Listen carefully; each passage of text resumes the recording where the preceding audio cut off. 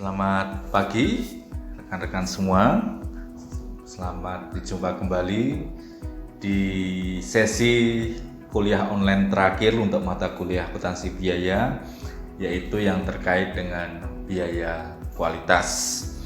Khususnya lagi mungkin bukan biaya kualitas ya nanti, karena supaya tidak nanti salah paham, karena di mata kuliah akuntansi manajemen juga ada biaya kualitas. Ini lebih ke akuntansi, perlakuan akuntansi untuk sisa bahan, kemudian produk cacat, dan juga rework yang nanti akan kita bahas apa itu masing-masing. Sebelum kita mulai perkuliahan pagi hari ini, kita awali dulu dengan doa pembukaan. Terima kasih ya Bapak, selamat pagi ya Bapak, Kau bimbing kami, Kau berkati istirahat kami dan pagi ini, malam dan pagi ini ya Tuhan, kami dapat memulai hari yang baru ini di tengah kondisi yang masih memprihatinkan ya Tuhan. Kau izinkan kami bisa berkumpul di sini untuk menunaikan kewajiban kami memberikan perkuliahan meskipun secara online kepada rekan-rekan mahasiswa dan juga rekan-rekan mahasiswa belajar secara online pula. Berkatilah kami semuanya, akal budi pikiran dan kehendak kami, agar kami dapat mencapai apa yang terbaik bagi kami. Kami serahkan semuanya dalam tangan kuasa-Mu yang penuh kasih. Dalam nama Tuhan Yesus Kristus. Amin. Oke, jadi kesempatan ini kita akan membahas mengenai produk rusak, sisa bahan, dan juga apa yang disebut dengan rework. Ya. Sampai dengan pertemuan yang lalu, kita mengasumsikan bahwa proses produksi itu 100% efisien. Ya. Jadi input itu 100% bisa jadi output. Ya.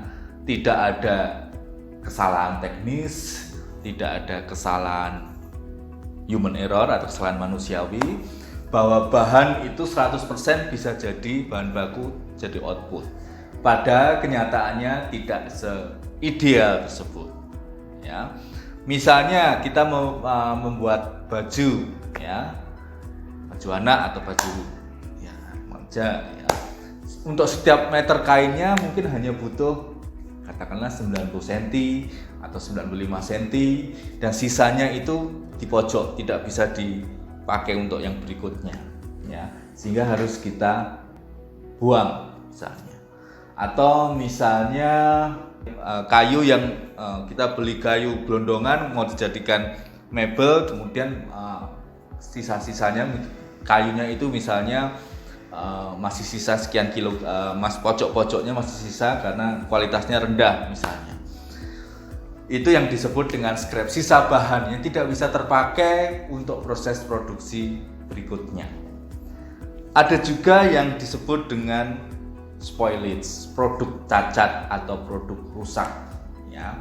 Dulu ya kita mengenal ada toko yang khusus menjual, saya nggak tahu sekarang apakah masih ada toko yang menjual khusus produk cacat, produk yang tidak sesuai dengan speknya, ya. Sehingga oleh perusahaan itu diputuskan untuk dijual dengan harga yang murah. Tapi ada juga kebijakan perusahaan karena brandnya sangat kuat, memutuskan kebijakannya menuntut bahwa produk cacat itu harus dibuang, disingkirkan. Ya, kalaupun mau dijual, brandnya harus dicopot supaya tidak ada kesan kok produk tersebut dijual murah. Ya, apapun kebijakan perusahaan, apakah mau jual murah, ataukah mau dihancurkan, ataukah mau didonasikan, yang jelas itu ada masalah akuntansi di situ. Bagaimana kita memperlakukan produk cacat. Yang terakhir adalah rework. Jadi produk cacat, sama-sama produk cacat, kalau atau defective produk, kalau spoilage, itu perusahaan memutuskan untuk stop. Produk ini cacat, kita jual murah, atau kita hancurkan, atau kita donasikan, atau kita jual murah, brandnya kita copot. Tapi kalau rework, perusahaan memutuskan ini masih bisa diperbaiki, kita kerjakan ulang, makanya istilahnya rework, dikerjakan ulang supaya produk itu bisa kembali memenuhi atau bisa memenuhi standar. Sebelumnya gagal, di bawah performanya di bawah standar, sekarang memenuhi standar. Jadi ini ya, spoilage atau unit produksi yang produk cacat lah, gampangannya seperti itu. Jadi standarnya seperti ini, tidak memenuhi standar. Ya, tadi sudah kita bahas apa bedanya spoilage, apa bedanya rework, apa bedanya scrap. Ya, kalau scrap itu sisa bahan. Ya. Ya. Kadang sisa bahan itu masih dijual tapi harganya sangat jauh lebih murah daripada bahan utamanya. Karena apa? Mungkin potongan-potongannya nggak bisa dipakai baju, tapi mungkin bisa dipakai untuk apa? Keset misalnya, kain-kain yang sisa-sisa itu bisa dijual sebagai keset. Ya, tapi harganya tentu saja jauh lebih rendah. Ya. Nah, kita akan membahas mengenai spoilage atau produk rusak, produk cacat atau defective product. Ya, produk yang defect itu ya apa ya, cacat, tidak memenuhi standar. Dalam akuntansi biaya, akuntansi untuk produk cacat itu dibedakan. Apakah produk cacat itu sesuatu yang sifatnya normal ataukah sesuatu yang sifatnya abnormal? Apa yang membedakan normal dan abnormal? Ya. Misalnya mesin perusahaan harus start mesin. Ya. Nah, mungkin dalam proses produksi yang menggunakan mesin kadang-kadang mesin itu masih belum optimal, ya, sehingga tapi harus diuji coba dulu, ya. Ketika diproduksi, kemudian awal-awalnya produknya ada yang bermasalah. Jadi itu sesuatu yang dianggap normal, sesuatu yang sulit sekali untuk dihindari. Ya. Misalnya kita merekrut pegawai baru, ya, pegawai baru kurang berpengalaman. Ya, meskipun sudah dilatih dan disupervisi tapi masih ada kesalahan. Ya, kita sudah mengestimasi bahwa ya karena proses produksinya seperti itu, maka ya terpaksa kita harus mengakomodasi probabilitas kesalahan tersebut. Ya. Yang kedua adalah abnormal. Ya.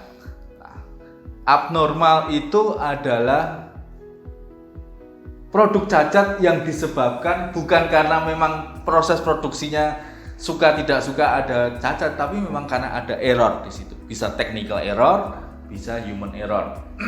Misalnya technical error, listrik mati. Ya. Perusahaan tidak membeli, kan ada kan genset yang begitu listrik mati otomatis nyala. Tapi ada genset yang begitu listrik mati tidak otomatis nyala, harus dinyalakan tersendiri. Nah, itu kan berarti kesalahan perusahaan. Mengapa dia tidak membeli yang otomatis? Atau kesalahan ya, teknis, kesalahan human error yang bukan sudah diestimasi terlebih dahulu, belum diestimasi terlebih dahulu. Ya. Nah, untuk spoilage yang sifatnya normal tersebut, ya, yang memang sudah diestimasi oleh perusahaan, secara umum itu bisa dimasukkan sebagai HPB atau cost of goods sold, ya. Cost barang terjual. Mengapa bisa? Karena itu dianggap sudah dianggap sesuatu yang sudah diprediksi. Jadi menambah kos perusahaan. Mengapa? Perusahaan sudah memprediksi di awal akan terjadinya produk cacat tersebut. Ya. Bagaimana dengan abnormal spoilage? Ya. Jadi sekali lagi, abnormal spoilage itu sebetulnya harusnya bisa dihindari, harusnya tidak terjadi, tapi kok terjadi. Mengapa terjadi? Ya, karena perusahaan mengalami kesalahan, ya, human error, technical error, dan sebagainya. Ya. Nah, jadi abnormal spoilage ini sesuatu yang luar biasa. Jadi tidak masuk ke HPP, tetapi langsung masuk ke rugi akibat abnormal spoilage. Jadi tahu ya bedanya. Kalau produk cacat itu sudah diestimasi di awal, ya ini kita nggak bisa menghindari. Maka ini dianggap sebagai proses produksi, konsekuensi dari proses produksi yang sebelumnya, yang normal. Untuk itu perusahaan harus atau menganggapnya sebagai komponen biaya produksi, sehingga nanti muncul di cost of goods sold. Sementara abnormal spoilage itu tidak diprediksi di awal, tidak diestimasi di awal, sehingga itu dianggap sebagai sesuatu yang kerugian. Anda tahu ya bedanya expense dengan loss. Loss itu biasanya bersifat tidak berulang, ya. Sesuatu yang sifatnya tidak operasional, bisa sesuatu yang sifatnya karena kesalahan dan sebagainya. Ya. Mungkin di AKM 1 Anda tahu bedanya rugi dan beban, expense dan loss. Jadi yang abnormal ini kita anggap sebagai loss, rugi, karena dianggap sesuatu yang tidak normal, sesuatu yang tidak wajar terjadi, sesuatu yang sifatnya terjadi karena kelalaian atau kesalahan. Jadi bagaimana menghitung, memperlakukan spoilage atau defective products dalam perhitungan cost barang, terutama kalau kita menggunakan proses costing. Ya. Nah, memang ada dua pendekatan. Anda sudah paham minggu kemarin bahwa dalam proses costing kita punya dua asumsi. Satu asumsi yang kurang realistis tapi paling sederhana, yaitu weighted average method atau metode yang paling sederhana, lebih sederhana tapi kurang realistis. Dan yang kedua adalah metode yang lebih realistis tapi lebih rumit, yaitu metode first in first out. Bagaimana asumsi kedua metode tersebut? Sekedar refresh, metode weighted average itu berasumsi bahwa semua production cost yang terjadi pada periode ini itu secara bersamaan dipakai untuk menyelesaikan produk yang kemarin belum selesai, dan juga untuk membuat yang sekarang. Jadi tidak dibedakan. Sementara dalam first in first out itu asumsinya lebih realistis. First in first out berpendapat bahwa produk cost yang terjadi pada periode ini itu pertama kali dikeluarkan untuk menyelesaikan produk yang kemarin belum selesai, WIP, baru untuk membuat yang baru. Nah, pada kesempatan ini ya, untuk menyederhanakan masalah, kita akan fokus kepada metode weighted average. Nanti dalam soal tes kecil yang terakhir, menggabungkan tes 5 dan tes 6 atau quiz 5 dan 6, kita khusus yang untuk spoilage ini kita hanya fokus ke metode rata-rata tertimbang atau weighted average ya. Jadi dalam metode proses costing yang memperhitungkan spoilage, sebetulnya prinsipnya sama dengan apa yang telah kita bahas minggu kemarin terkait dengan proses costing. Bedanya adalah di sini kita menentukan mengenai atau memperhitungkan faktor spoilage atau produk rusak ya. Produk rusak ini dibedakan menjadi dua, normal dan abnormal. Misalnya perusahaan memperkirakan normal spoilage itu 5% dari total produksi periode tersebut. Silakan. Berarti kalau total spoilage-nya 6%, selisihnya 6% dengan persentase normal 5% atau 1% itu dianggap abnormal. Boleh nggak perusahaan menentukan normal spoilage-nya 0%? Ya silakan, ini semua kebijakan perusahaan. Kalau perusahaan mengasumsikan normal spoilage rate-nya adalah 0, maka berapapun spoilage yang terjadi adalah abnormal. Jadi tidak ada aturannya, ini semua tergantung kebijakan perusahaan ya.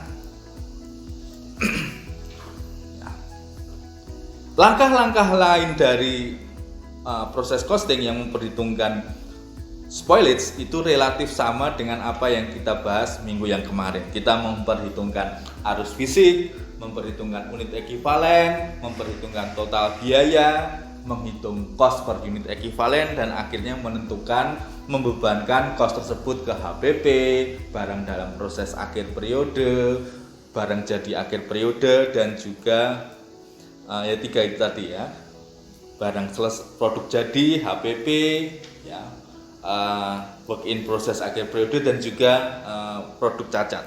Ya. Langkahnya sama. Ya. Ini misalnya di awal periode kita menggunakan metode weighted average. Kita memiliki WIP 1.500 unit dan memproduksi 8.500, sehingga totalnya kita memproduksi 10.000 unit. Dari 10.000 itu 7.000 selesai, ya.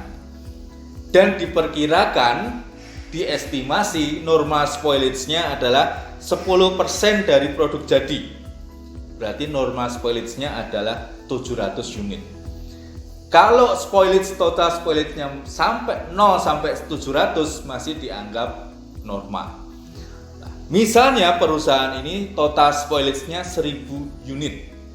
Dari 1000 unit itu yang normal hanya 700, tadi sudah ditentukan. Normal spoilage adalah 10% dari produk jadi. Karena produk jadinya 7000 unit, maka normal spoilage-nya hanya 700. Selisihnya 300 unit dianggap abnormal spoilage. Jadi 7000 jadi, produk jadi 1000 spoilage. Sisanya 2000 unit itu produk yang belum selesai, belum jadi, atau barang dalam proses. Ya. Langkah berikutnya kita menentukan unit ekivalen. Ya. Langkah sama, ya, baik untuk spoilage, ya, maupun work in process. Ya. Nah, spoilage kita mengenal apa yang namanya titik inspeksi. Suatu produk bisa dikatakan spoilage atau tidak spoilage, memenuhi standar atau tidak standar, kan pasti sudah dicek kan, sudah diinspeksi. Nah, titik inspeksinya ini mau berapa persen? Misalnya dalam contoh ini adalah 100%. Artinya ketika produk itu selesai baru diinspeksi. Ini memenuhi standar atau tidak. Karena titik inspeksinya 100%, maka sudah jadi. Ini dianggap produk jadi tapi cacat.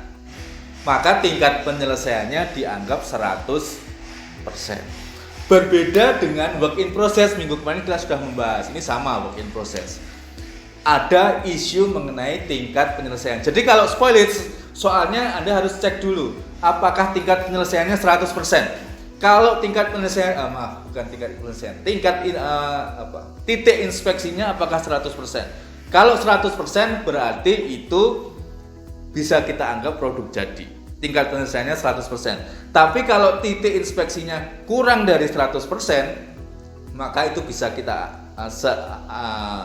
kerangka berpikir kita mirip dengan produk WIP, work in process. Kemudian kita mengenal work in process work in process tingkat penyelesaiannya. Misalnya, ingat asumsi proses costing minggu kemarin. Bahan baku ditambah biaya bahan baku di awal periode saja. Kemudian ditambah dengan biaya konversi, itu tingkat penyelesaiannya bisa sepanjang proses produksi. Misalnya 50%. Misalnya dalam contoh ini 50%. Maka dari 2000 unit barang dalam proses, untuk biaya bahan baku itu unit ekivalennya 2000 juga, karena sudah selesai 2000 kali 100%. Tapi untuk biaya konversinya 2000 kali 50% atau hanya 1000. Yang ketiga, kemudian kita menjumlahkan biaya produksi. Ingat metode rata-rata tertimbang, ya. Jadi biaya itu ditambahkan total, digabung antara cost barang dalam proses periode sebelumnya dengan biaya produksi sekarang, dijadikan satu, diblend, dicampur, tidak dipisah-pisahkan. Misalnya total biaya produksi dari produksi barang dalam proses periode sebelumnya dan biaya yang terjadi periode ini totalnya 186.600. terdiri dari biaya bahan baku 88.500 dan biaya konversi 98.100. Biaya tersebut, kedua jenis biaya tersebut kemudian dibagi dengan unit ekivalen, baik untuk bahan baku dan biaya konversi. Ya, sehingga kita mendapatkan cost per unit ekivalen untuk bahan baku adalah $8,85. Sementara cost per unit ekivalen untuk biaya konversi adalah $10,90. Kemudian kita bisa menghitung ya, cost sebelum ya, menambahkan norma spoilage 138.250, dari mana 138.250. Ingat, produk jadinya berapa? 7.000 unit. Jadi dan memenuhi standar, tidak spoilage. Kita tambahkan. Ditambah 700 norma spoilage. Ditambah 700 norma spoilage. Jadi 10% dari 7.000 tadi, $13.825. Ditambah dengan abnormal spoilage, tadi abnormal spoilage-nya berapa? 300 unit. Mengapa 300 unit? Total spoilage-nya 1000 dikurangi dengan normal spoilage 700, 10% dari 7.000. Tinggal Anda kalikan biaya dengan cost per unit ekivalen ditambah dengan biaya barang dalam proses, yaitu 2.000 unit. Ya, tinggal Anda kalikan. Sehingga kita dapatkan total untuk work in process-nya adalah 28.600, abnormal spoilage-nya 5.925 dan HPP-nya adalah $152.075. HPP ini terdiri dari dua komponen. Barang jadi dan memenuhi standar, barang dan spoilage tetapi hanya yang normal, yang sudah diestimasi di awal. Ya. Kalau metode FIFO, meskipun kita tidak membahasnya, tetapi prinsipnya sama dengan metode FIFO yang kita bahas minggu yang lalu, ya, yaitu asumsi dari metode FIFO adalah, jadi yang membedakan metode FIFO atau metode average sebetulnya bukan pada spoilage-nya. Jadi dalam konteks spoilage tidak terlalu masalah. Tetapi ada asumsi dalam metode first in first out. Kalau terjadi FIFO adalah barang dalam proses di awal periode yang berasal dari periode sebelumnya semuanya selesai, tidak jadi spoilage. Ini juga asumsi juga.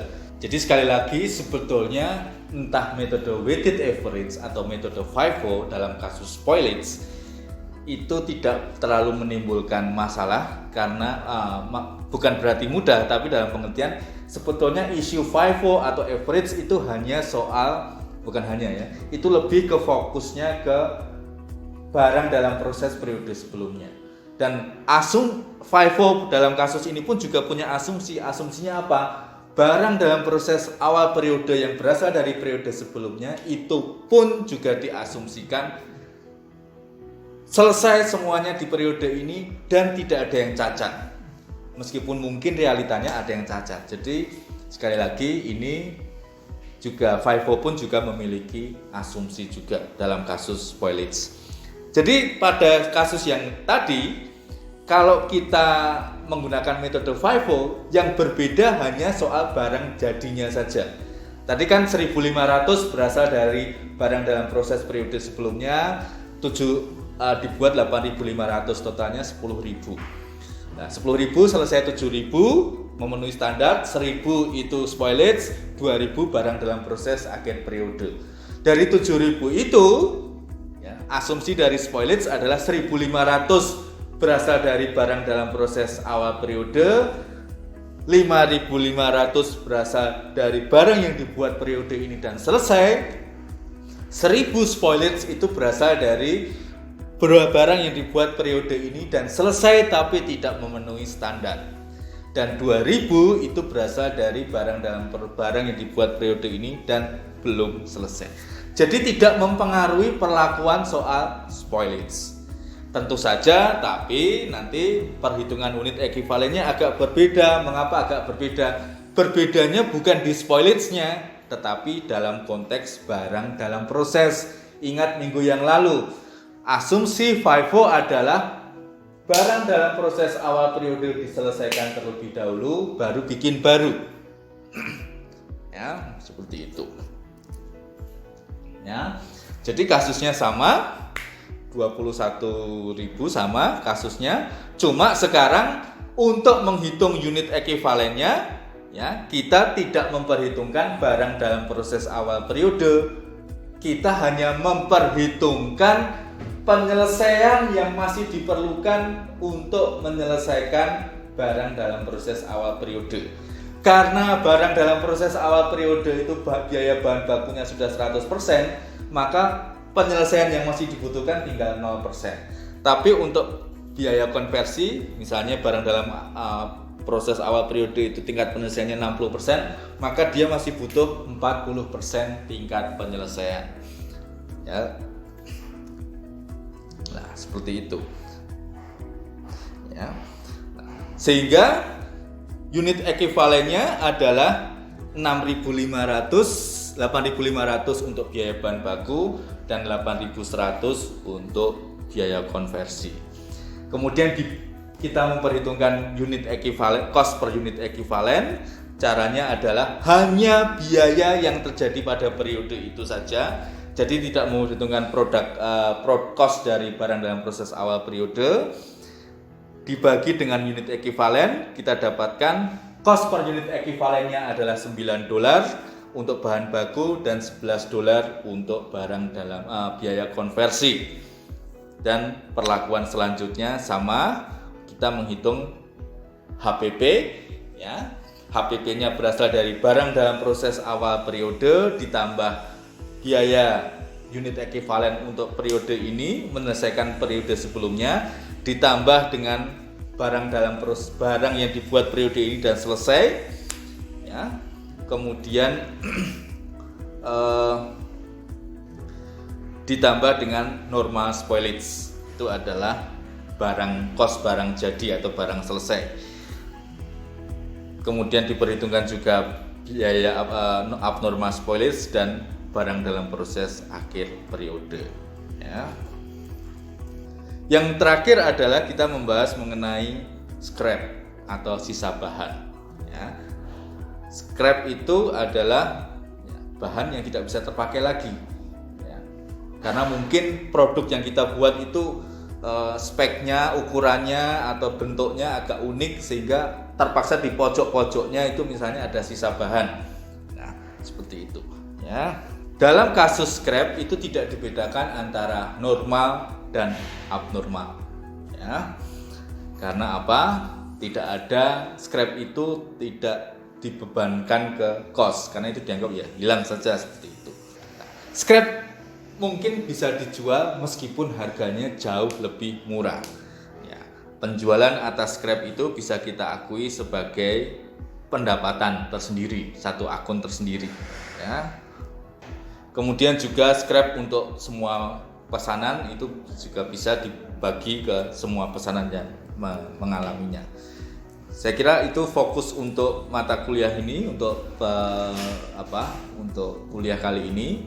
Jadi fokusnya ada di spoilage, ya, seperti itu. Kemudian juga tes kecil yang terakhir, saya sekaligus sebagai pengumuman, ya, Mbak Ika, ya. Kita itu menggabungkan antara proses costing, kemudian juga joint cost, betul ya, dan juga satunya lagi adalah spoilage. Jadi untuk proses costing EC, betul Mbak Ika, tapi untuk joint cost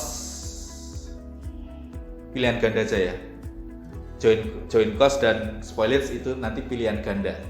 Seperti itu. Jadi yang EC hanya proses costing, yang lainnya itu pilihan ganda. Seperti itu. Ada pengumuman lagi, Mbak Ika?